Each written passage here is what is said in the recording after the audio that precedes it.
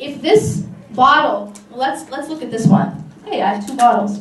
So one of them is totally full, and one of them I drank out of.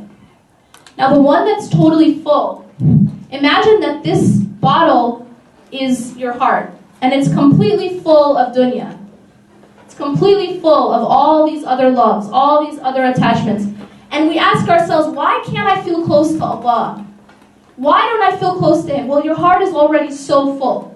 It's so full of your love of money, and your love of power, and your love of status, and your love of people, and your love of how you look, and your love of what society tells you to wear instead of what Allah tells you to wear. That's what it's full of. So there's no space left. Okay? But if there's a little bit of space, the more space there is, the more you can fill with Allah subhanahu wa ta'ala. But it works the other way too. The more the heart is full of Allah, the more you fill your heart with the remembrance of Allah, the less space there is for dunya, the less space there is for these other things.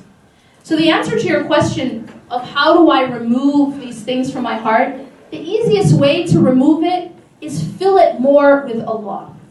Just simply increasing your remembrance, increasing your time reflecting on the Quran, increasing your time really trying to work on your prayers, increasing your time making dua, increasing your time of istighfar and tawbah, repenting, increasing your time of just being with Allah in the last third of the night.